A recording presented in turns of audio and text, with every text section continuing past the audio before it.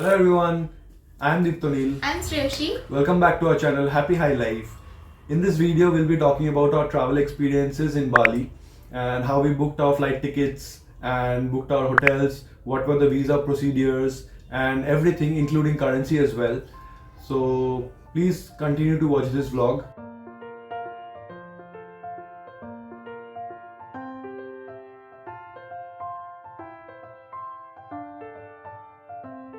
So we are making this video in English so that it is easier for all our viewers to understand. First, we'll be talking about the best time to visit Bali, which is April to October. These are the summer months, but the flights and the hotel fares are on the higher end. Now the next season is the monsoon, which is from November to March. The flights and hotel fares are comparatively cheaper. We also went in March, but luckily we didn't encounter much of rain there. Post-COVID, the flight fares and the hotel prices have gone up, but still it's cheaper during the monsoon season basically. Okay, so next we'll be talking about flights, and since we stay in Kolkata, we had quite a few options. Thai Airways, Singapore Airlines, Air Asia, all of those are there from Kolkata to Bali. There is no direct flight currently available from Kolkata to Bali, but Air Asia is the cheapest, but you do not get any check-in baggage for that. Only cabin bag is allowed. And also there are no meals in Air Asia. You will have to pre-book the meals along with your tickets. We chose Singapore Airlines. The ticket prices were a bit on the higher side, but then all baggages and meals were included. We had a layover in Singapore around for 1 hour 15 minutes. Our tickets costed us around 30,000 per person round trip, and Air Asia was around 3 or 4,000 cheaper than Singapore Airlines, but then the baggage was not included. Also, for traveling via Singapore, if you do not plan to enter Singapore and go outside the airport, you do not require any transit visa. So if you have a connecting flight from another terminal, you can definitely take the SkyTrain. We have our SkyTrain video link mentioned here somewhere here. So please go and watch that video as well.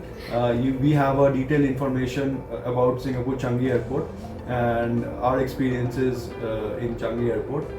So please go and watch that video. So next we'll be talking about the visa. For Indians to visit Bali, you will get visa on arrival, which is 35 USD per person, and you can pay that amount in USD or in IDR at the airport. Yes, the amount should be paid in cash. No cards are accepted in the immigration counter, so you'll have to keep that in mind as well. And for documents relating to visa, first you would require return flight tickets, number 1. Number 2 is hotel bookings for all days. Number 3 is final COVID certificate, that is if you have taken the 3rd dose of COVID vaccination, you would need a hard copy for that. And number 4 is passport size photos, and also they have this mobile application like we have Arogya Setu, they have this Satusehat. So I'll mention in the description the name of the app. You can download it from there. But during the immigration process, they did not ask any questions. They just asked whether it was like we went there for a vacation or not, and then they just put a stamp on our passport. So that was a very hassle-free experience in Bali Airport, Denpasar Airport, and we were out from the airport within 1 hour of landing. So it was quite a good experience. Yes, but we obviously encourage you all to take the documents with you so that there will be no hassle at the airport. I'll mention it again in the description and somewhere here, so you can definitely check those out, and please make sure you're carrying everything. So next we'll be coming to currency exchange. We took US dollars from here and also some Indonesian rupiah along with us. So I would recommend to carry US dollars so that it's hassle free, and there are a lot of exchange places in Bali. I would recommend not to exchange money at the airport, since they give you very poor rates. But definitely, like in the city, you will get a lot of places where they exchange money. So basically, we booked 2 SIM cards each from XL Axiata and Telkomsel, and we got very good coverage. We went to Nusa Penida Island and we got very good coverage from both of them. So both of them are like recommended, but I think Telkomsel is a bit like better in terms of the plans and packages. Like they give you much more data compared to XL Axiata, but coverage, I think both of them are like pretty like decent. The local transport in Bali is not very convenient, but you can download Grab or Gojek, which is basically like Ola or Uber, from Play Store, and it is very convenient, and the charge is very cheap rather than the local taxis. The taxis tend to charge you much more than Grab or Gojek. So you can easily get your cabs from the apps. Scooter is also available for rent. You can rent a scooter if you know how to ride a bike or scooter. You can rent it and you can travel anywhere in Bali. But for that, you will be needing the international driving permit. There are a lot of places to visit in Bali, and all of them are equally amazing and equally beautiful and picturesque. And Bali is basically a heaven for Instagram lovers, and like you would get beautiful pictures and like beautiful scenic spots in Bali. To name a few, I would actually start with Seminyak. So there are a lot of party places, nightclubs, and the beach is also very clean, and you would get a lot of food options, restaurants, bars lined along the beaches. So I would definitely recommend Seminyak at least for 1 or 2 nights. And then you have Kuta.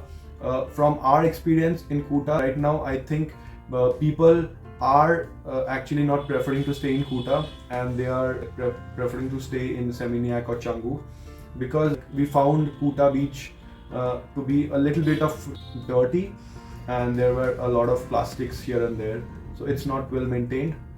But you might have some different experience if you go there. If you want to go to central Bali, you have Ubud. And Ubud is a very beautiful place. It has a lot of forest covers and rice terraces, and you can also get the Bali swing there, like those the pictures, the videos that are there in Instagram and YouTube and all over Google. You would find most of them are from Ubud. And you can also go to the Nusa Islands, that is Nusa Dua and Nusa Penida. We went to Nusa Penida, and it is an hours, or yeah, I would say an hour boat ride from the main island, and it is a very beautiful place, Nusa Penida, and it's highly recommended that you stay for at least 1 night in Nusa Penida or Nusa Dua. You have then Gili Islands, that is Gili Trawangan and other Gili Islands. Those are beautiful too, and it's mostly not that much crowded, since people do not tend to like go there. It's not very touristy, but then like those are like kind of untouched islands in Bali. So I would definitely recommend the Nusa Islands and Gili Islands. Next, we'll discuss the hotels. Hotels are available on booking.com, agoda.com and Make My Trip. We booked our hotels on agoda.com because we found the rates to be much cheaper there. Now we stayed at Royal Singosari in Kuta, Pondok Sivatu Villa in Ubud, and Ramada Encore by Wingham in Seminyak. We found Pondok Sivatu Villa and the Ramada to be very good, and we would definitely recommend those two because we found the services and the hospitality very good there. For local sightseeing, you can book your trips from Klook.com. We also did the same, and you will find a lot of options for tours and trips there. Now you can also customize your tour packages there. The driver and the guides were very polite. They are very helpful, and they will try their best to give you the best experiences there. So for sightseeing, Klook.com is very much recommended. Yes, this is not a sponsored video. Klook.com is not paying us any money for that. But then like you can also book your local tours and sightseeing from the local tour operators, or it can also be booked from your hotels. if your hotel can arrange one. So coming to food options, there are a lot of vegetarian and non-vegetarian options. To name a few, nasi goreng and mee goreng, these two we tried a lot and we love those. Nasi means rice and mee means noodles, and goreng means fried. Nasi goreng is fried rice and mee goreng is fried noodles. It's kind of a platter with a small portions of chicken satay and rice, fried rice, and then veggies and prawn crackers. So here is a picture of nasi goreng, and we also tried mee goreng. Here is a picture of mee goreng. You can definitely try that. Also, we tried chapche. I'm not actually sure about the pronunciation. Yeah, it can also be pronounced as capche. Capche, yeah. So basically, it's a soup, but then it's kind of a thick soup, like medium thick soup, with veggies and chicken and other seafoods, and it is delicious. We loved it. So it is also highly recommended. And for vegetarian options, like Bali is a heaven for vegetarian food, and also for people who are vegan. You would find small cafes or big restaurants where they serve a lot of vegan options, and since it's a tropical country, there is ample variety of fruits. In a tropical country, it is highly recommended that you try fresh fruits. I'm sure you would love it. Okay, so coming to things to remember and things to carry. Since Bali is a tropical island, we would highly recommend carrying light and comfortable clothes. You can definitely carry shorts and floral clothes and slippers. Also, if you're traveling during monsoon season, make sure you're carrying a poncho or an umbrella or raincoat, because it tends to rain suddenly, so you might be needing that. And also, if you are staying in Ubud or visiting Ubud, make sure you're carrying mosquito repellent or any kind of insect repellent. That will actually help you from insect bites. And there are a lot of mosquitoes or insects in Ubud, so we also carried a mosquito repellent along with us, so it is highly recommended. Please do not forget to carry sunscreen. Also, you can take aloe vera gels with you, which will also help you soothe your skin when you feel a bit sunburned. It will help you out. Yeah, we have a list of things to carry here in the screen. Please check that, and you can definitely add things according to your needs. Yeah. So also, last but not the least, people in Bali are very polite and they are very welcoming. Please make sure that you are not violating any rules. And also, you can definitely reach out to us. Comment in the comment box if you want to know anything else. We would definitely reply to your comment and answer all your queries if you have any.